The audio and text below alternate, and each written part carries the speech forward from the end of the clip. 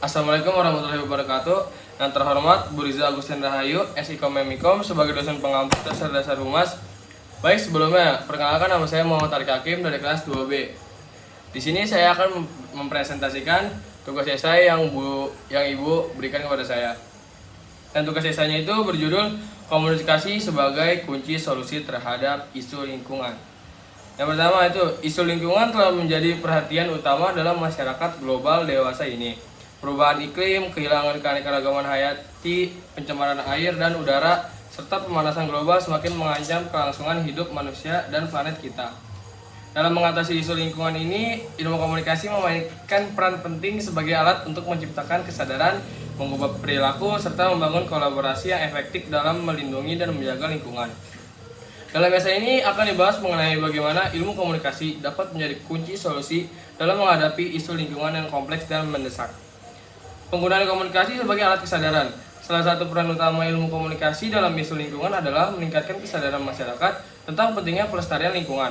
Melalui strategi komunikasi yang efektif, informasi mengenai isu-isu lingkungan dapat disampaikan kepada masyarakat luas melalui kampanye publik, media sosial, dan program pendidikan. Pesan-pesan tentang perlindungan lingkungan dapat diungkapkan secara efektif, sehingga masyarakat dapat memahami dampak dari tindakan mereka terhadap lingkungan. Komunikasi juga memainkan peran penting dalam mengubah persepsi dan sikap individu terhadap isu-isu lingkungan, sehingga mendorong perubahan perilaku yang lebih berkelanjutan. Pengaruh komunikasi dalam mengubah perilaku. Selain meningkatkan kesadaran, ilmu komunikasi juga memiliki peran dalam mengubah perilaku manusia terkait lingkungan.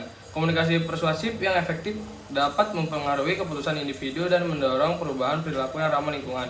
Misalnya melalui kampanye, kesadaran yang ditunjukkan untuk mengurangi penggunaan plastik sekali pakai atau mendorong gaya hidup yang lebih berkelanjutan seperti penggunaan transportasi umum atau kendaraan berbagai.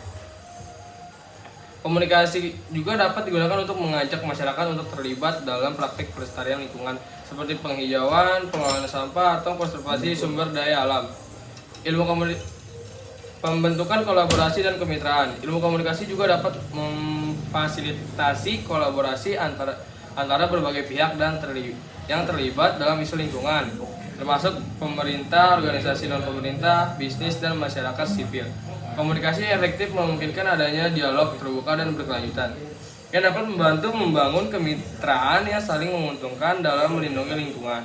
Melalui komunikasi yang baik, pemangku kepentingan dapat berbagi pengetahuan, pengalaman, dan sumber daya untuk mencapai tujuan bersama dalam menjaga keberlanjutan lingkungan.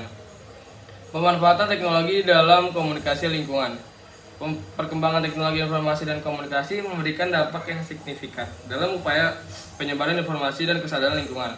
Internet, media sosial, dan platform digital lainnya telah menjadi alat yang efektif untuk menyampaikan pesan-pesan lingkungan kepada masyarakat luas. Kampanye online, video pendidikan, dan konten yang menarik dapat mencapai audiens yang lebih luas, terutama di kalangan generasi muda yang lebih terhubung dengan teknologi. Selain itu, teknologi juga memungkinkan adanya kolaborasi jarak jauh, pertukaran ide, dan pengembangan solusi inovatif dalam bidang lingkungan. Komunikasi dalam pengambilan keputusan lingkungan. Komunikasi juga menjadi kunci dalam proses pengambilan keputusan lingkungan yang lebih baik.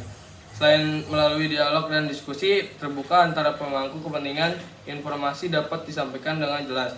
Pandangan yang berbeda dapat dipertimbangkan dan keputusan yang berkelanjutan dapat dicapai. Proses komunikasi yang partisipatif dan inklusif memungkinkan berbagai perspektif diperhitungkan, termasuk pengetahuan masyarakat lokal dan pemilik kepentingan lainnya. Dengan demikian, keputusan yang dihasilkan akan lebih berbasis dan pengetahuan kepentingan bersama dan berkelanjutan jangka panjang. Etika komunikasi lingkungan. Pentingan untuk mencatat bahwa dalam menghadapi isu lingkungan, komunikasi harus dilakukan dengan etika dan integrasi. Informasi yang disampaikan harus akurat, terpercaya, dan berbasis pada bukti ilmiah yang solid. Kemudian yang bertanggung jawab harus mempromosikan penghargaan terhadap lingkungan dan nilai-nilai keberlanjutan. Selain itu, komunikasi harus bersifat inklusif, menghargai keberagaman pandangan dan pengalaman, serta mendorong partisipasi aktif dari berbagai kelompok masyarakat. Selain memahami peran komunikasi dalam mengatasi isu lingkungan, penting juga untuk melihat beberapa contoh praktik penerapan komunikasi lingkungan yang berhasil dilakukan di berbagai sektor. Berikut ini adalah beberapa contoh implementasi komunikasi lingkungan yang efektif. Kampanye kesadaran lingkungan, organisasi lingkungan dan berbagai pemerintah sering kali meluncurkan kampanye kesadaran lingkungan untuk membangun pemahaman dan partisipasi masyarakat. Kampanye ini melibatkan penggunaan media massa, media sosial, dan materi edukatif untuk menyampaikan pesan tentang perlindungan lingkungan, pengurangan emisi karbon, pengelolaan limbah, dan praktik berkelanjutan lainnya. Corporate Social Responsibility atau bisa disebut CSR. Banyak perusahaan mengintegrasikan aspek lingkungan dalam kegiatan CSR mereka. Mereka menggunakan komunikasi untuk menginformasikan publik tentang upaya mereka dalam mengurangi dampak lingkungan dan mendorong praktik bisnis yang bertanggung jawab secara sosial dan lingkungan. Program pendidikan lingkungan. Yang kedua ada program pendidikan lingkungan. Sekolah dan perguruan tinggi menyelenggarakan program pendidikan lingkungan untuk mengajarkan siswa tentang pentingnya lingkungan dan bagaimana menjaga keberlanjutan. Komunikasi yang interaktif dan partisipatif digunakan untuk melibatkan siswa dalam diskusi, proyek, dan tindakan nyata untuk mempromosikan perubahan positif. Kolaborasi antara pemangku kepentingan. Pemangku kepentingan dari sektor publik, swasta, dan masyarakat sipil seringkali bekerja sama dalam inisiatif lingkungan. Komunikasi yang efektif digunakan untuk membangun hubungan yang kuat, saling memahami kepentingan masing-masing pihak, dan mencapai konsensus dalam menghadapi isu lingkungan yang rumit. Media dan jurnalisme lingkungan. Media dan jurnalisme lingkungan berperan penting dalam menyebarkan informasi tentang isu-isu lingkungan kepada masyarakat.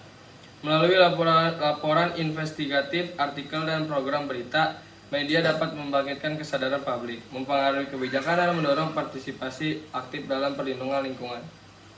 Kesimpulannya dari yang saya presentasikan, kesimpulannya adalah ilmu komunikasi memainkan peran yang krusial dalam mengatasi isu lingkungan yang kompleks dan mendesak.